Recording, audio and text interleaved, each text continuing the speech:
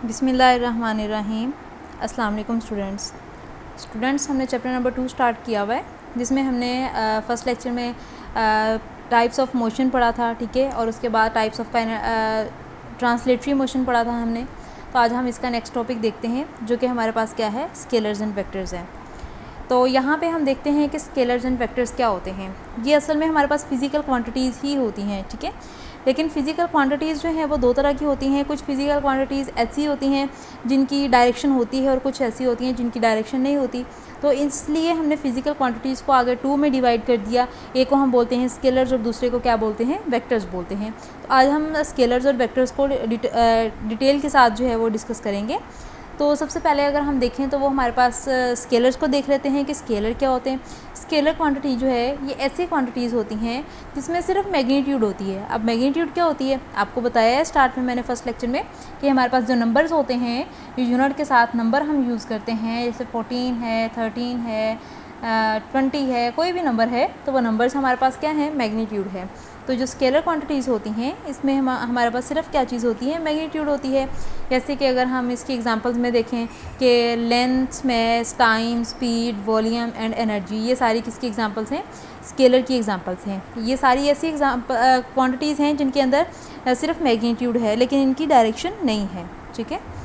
तो इसी तरह से अगर हम बात करते हैं दूसरी क्वांटिटीज़ की, तो दूसरी हमारे पास कौन सी क्वांटिटीज़ हैं, वेक्टर क्वांटिटीज़ हैं। अब वेक्टर क्वांटिटीज़ जो हैं वो ऐसी क्वांटिटीज़ होती हैं जिनमें डायरेक्शन भी होती है। डायरेक्शन मीन्स कि हमें पता चल रहा होता है कि हम जो है वो जो क्वांटिटी है वो किस डायरेक्शन में है, अप है, डाउन है, राइट है, लेफ़्ट है। तो इस तरह से तो यहाँ पे हम देखते हैं vector quantities describe completely bye its magnitude and direction. जो वेक्टर क्वांटिटीज़ होती हैं उसमें मैग्नीट्यूड तो होती ही होती है, क्योंकि मैग्नीट्यूड तो सब में होगी, लेकिन इसमें एक और चीज़ आ जाती है जिसको हम क्या बोलते हैं, डायरेक्शन बोलते हैं। जैसे कि यहाँ पे आपको डायग्राम नज़र आ रही है, यहाँ पे एक टेबल दिखाई दे रहा है आपको, इसके ऊपर यहाँ पे 2 एरोज़ लगे हुए हैं, ठीक है। इस एरो का मतलब क्या है कि इसके ऊपर फोर्स लग रही है, और आपको नज़र आ रहा है कि जो फोर्स है वो किस डायरेक्शन में लग रही है। एरो शो करवा रहे हैं कि फोर्स इस तरफ लग रही है, और 2 फोर्सेस लग रही हैं, दोनों फोर्स की डायरेक्शन क्या है, सेम है, और एक ही डायरेक्शन में क्या लग रही हैं, फोर्सेस लग रही हैं, ठीक है। और इसी तरह से अगर आप बी वाली डायग्राम देखें तो बी वाली में भी हमारे पास 2 ही फोर्सेस लग रही हैं, लेकिन दोनों फोर्सेस की डायरेक्शन क्या है, अपोजिट है। एक आपको नज़र आ रहा है किस तरफ है और दूसरी की क्या है, इस तरफ है। इसका मतलब ये है कि यहाँ पे हमारे पास सिर्फ वो क्वांटिटीज़ होंगी वेक्टर में जो कि क्या हों, जिनकी डायरेक्शन भी है, जैसे कि वेलोसिटी है, displacement, force, momentum, torque etcetera.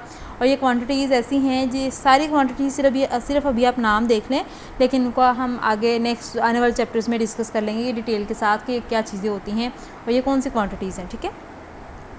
तो अब हमारे पास 2 तरह की क्वांटिटीज़ हैं, स्केलर और वेक्टर। अब हम दोनों क्वांटिटीज़ को एक ही तरह तो नहीं लिख सकते ना, फिर हमें कैसे पता चलेगा कि कौन सी क्वांटिटीज़ जो हैं वो वेक्टर हैं, कौन सी क्वांटिटीज़ जो हैं वो स्केलर हैं। तो इसलिए हमने इसको डिफ्रेंशिएट करने के लिए हमने एक स्पेशल मेथड यूज़ करते हैं वेक्टर्स को लिखने के लिए, जिसमें हमारे पास कौन कौन से हैं। To differentiate a vector from a scalar quantity we generally use bold letters. Bold letters यानी कि हाईलाइट करके लिखना, मोटा करके लिखना, स्पेसिफिक यानी कि उसके लिए वो जो है वो बोल्ड उसको करना, मोटा करके लिखना, वो हम इस तरह से लिखते हैं to represent vector quantity such as, जैसे कि FAD। यहाँ पे हम इसको बोल्ड करके लिखेंगे, या फिर किस तरह से लिखते हैं कि इसके ऊपर एक लाइन लगा देते हैं, इनके ऊपर क्या करेंगे, यहाँ पे एक लाइन, यहाँ पे इसमें ये फ़ॉन्ट इस तरह का है कि इसमें ये शो नहीं हो रहा, लेकिन यहाँ पे अगर बार है तो बार में इसके ऊपर, इनके ऊपर क्या आ जाएगी, लाइन आ जाएगी।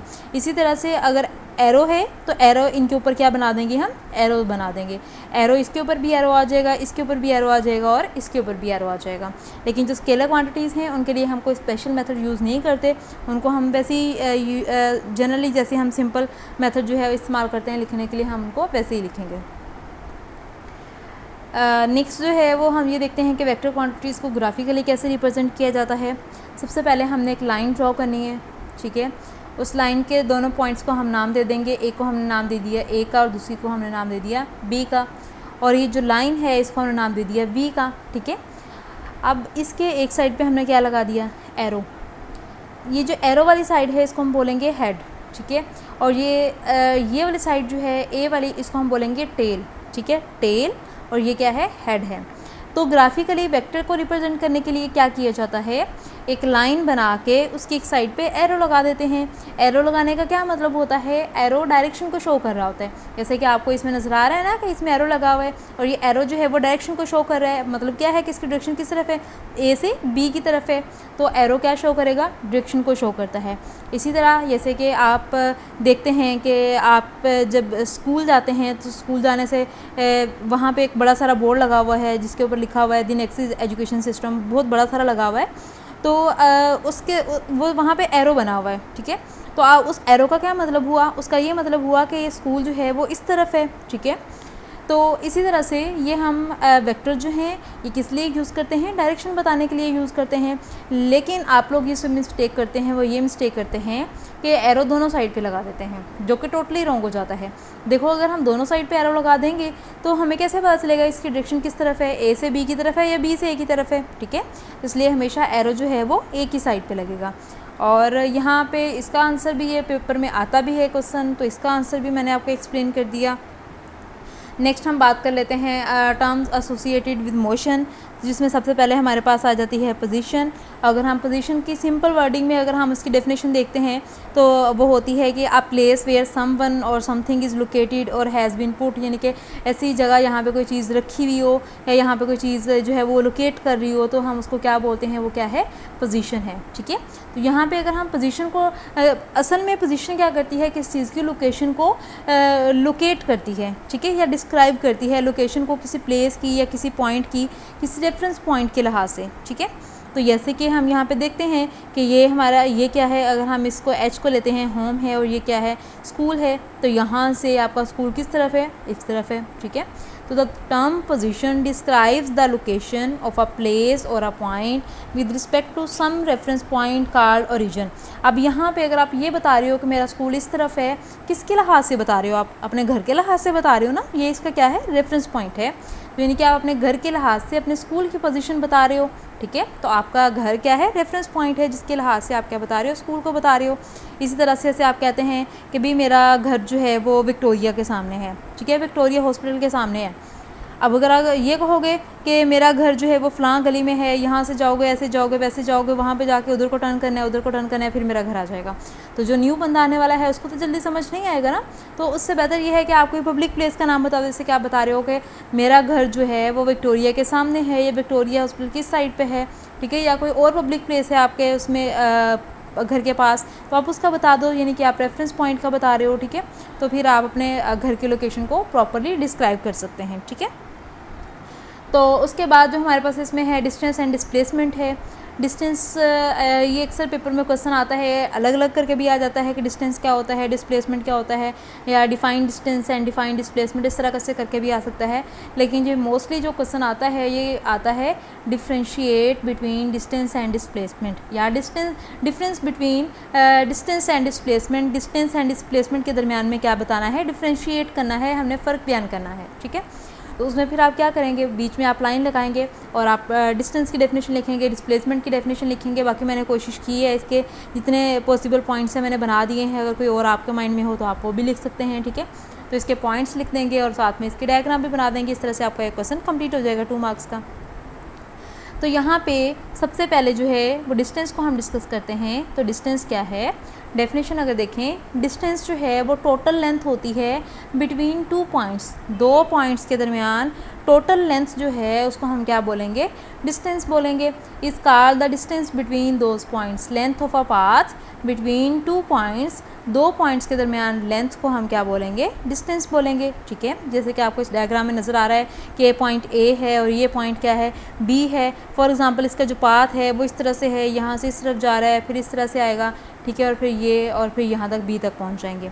तो यहाँ से ए से लेके जो ब्लू वाली लाइन है ये किस चीज़ को शो करिए, डिस्टेंस को शो करिए कि इसकी जो टोटल लेंथ है ए से बी तक उसको हम क्या बोलेंगे, डिस्टेंस बोलेंगे। उसके बाद हम ये देखते हैं कि इसकी नेचर किस तरह की है। डिस्टेंस जो है ये स्केलर क्वांटिटी है क्योंकि इसकी डायरेक्शन नहीं होती, ठीक है। इस तरह से डिस्टेंस को हम किस से डिनोट करते हैं, डिस्टेंस को हम एस से डिनोट करते हैं, और इसके ऐसे यूनिट क्या होते हैं, मीटर होते हैं, ठीक है। क्योंकि लेंथ की बात करें तो लेंथ ही है एक तरह की, इसलिए इसमें हम इसकी यूनिट्स क्या लेंगे, मीटर ही लेंगे। इसी तरह से अगर हम डिस्प्लेसमेंट की बात करते हैं तो डिस्प्लेसमेंट क्या है हमारे पास, displacement is the shortest distance between two points which has magnitude and direction. अब जो डिस्प्लेसमेंट है ये शॉर्टेस्ट डिस्टेंस है। जैसे अगर मैं आपको एग्जांपल दूँ तो आपको पता है कि हमारे नेक्सिस के गर्ल्स ब्रांच का भी पता है, बॉयज़ ब्रांच का भी पता है, ठीक है। अब अगर हम ये देखें कि अगर बॉयज़ ब्रांच से गर्ल्स ब्रांच में आना है तो आप क्या करोगे, ऊपर वाला रास्ता जो है वो यूज़ करेंगे, बाहर वाला जो मेन रोड वाला है तो वो हमें काफ़ी लंबा पड़ जाएगा, 10 से 15 मिनट अगर हम आए पैदल तो लगेंगे, ठीक है।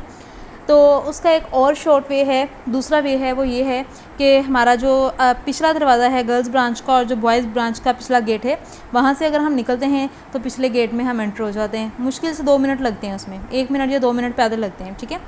तो वो क्या था उसका, वो शॉर्टेस्ट डिस्टेंस था, ठीक है। तो ये शॉर्टेस्ट डिस्टेंस है, उसको क्या बोलेंगे, डिस्प्लेसमेंट बोलेंगे। तो अब ये तो हो गया ना इसका टोटल पाथ्स, ये टोटल लेंथ जो है ये डिस्टेंस हो गया। अब ये जो शॉर्टेस्ट डिस्टेंस है, ये शॉर्टकट है इसका, ये शॉर्टेस्ट है, उसको हम बोलते हैं डिस्प्लेसमेंट, ठीक है, जो कि क्या है, डी है। और यहाँ पे आपको नज़र आ रहा है कि एरो बनाया हुआ है, इसका मतलब ये है कि ये कौन सी क्वांटिटी है, वेक्टर क्वांटिटी है, क्योंकि एक स्पेसिफिक पॉइंट तक जाते हैं ना, ये एक स्पेसिफिक पॉइंट को शो करता है डिस्प्लेसमेंट जो है, इसलिए ये कौन सी क्वांटिटी है, वेक्टर क्वांटिटी है। तो ये बेसिकली ये जो डायग्राम है ये दोनों के लिए है, डिस्टेंस के लिए भी और डिस्प्लेसमेंट के लिए भी। अब मैंने यहाँ पे 2 दफ़ा डायग्राम को शो करवाया हुआ है, लेकिन आपने डायग्राम को 2 दफ़ा नहीं बनाना, आप डायग्राम को एक ही दफ़ा बनाएंगे, ठीक है। या फिर अगर आपने 2 दफ़ा बनाना है तो आप उसमें फिर एक ही चीज़ को शो करवाएं। तो यहाँ पे एक ही दफ़ा डायग्राम बनाएं और दोनों को उसी में शो करवा दें, ठीक है। जैसे कि यहाँ से रेड लाइन जो है वो डिस्प्लेसमेंट की है और जो ब्लू लाइन है वो डिस्टेंस की है, एस की, ओके। तो उसके बाद नेक्स्ट इसका जो पॉइंट है वो मैंने आपको बता दिया कि ये वेक्टर क्वांटिटी है, ठीक है। और इसको किससे डिनोट किया जाता है, डी से डिनोट किया जाता है। डिस्टेंस को एस से डिनोट करते हैं और डिस्प्लेसमेंट को डी से डिनोट करते हैं। और इसके भी ऐसे यूनिट जो होते हैं वो क्या होते हैं, मीटर होते हैं, क्योंकि बेसिकली ये भी लेंथ है तो इसके भी ऐसे यूनिट क्या होते हैं, मीटर ही होते हैं, ठीक है। तो ये आज हमारा सेकंड लेक्चर था हमारे सेकंड चैप्टर का। उम्मीद है कि आपको अच्छे तरीके से समझ आ चुका होगा, आपने अंडरस्टैंड कर लिया होगा। वैसे भी सेकंड चैप्टर हमारा बहुत ही आसान था। पहले में तो आपने सिर्फ टाइप्स ऑफ मोशन पढ़ी थी कि बहुत ज़्यादा आसान थी, और आज भी जो है वो मुश्किल नहीं था, ये भी बहुत आसान सा था। छोटे छोटे टॉपिक्स है, इसमें बहुत छोटा सा और बहुत ईजी सा चैप्टर है, तो इसको आप अच्छे तरीके से कीजिएगा। ये वैसे भी इंपॉर्टेंट है पेपर पॉइंट ऑफ व्यू से भी, ठीक है। तो उम्मीद है कि आपने बहुत अच्छे तरीके से इस लेक्चर को अंडरस्टैंड किया होगा। जज़ाकल्लाह, अल्लाह हाफ़िज़।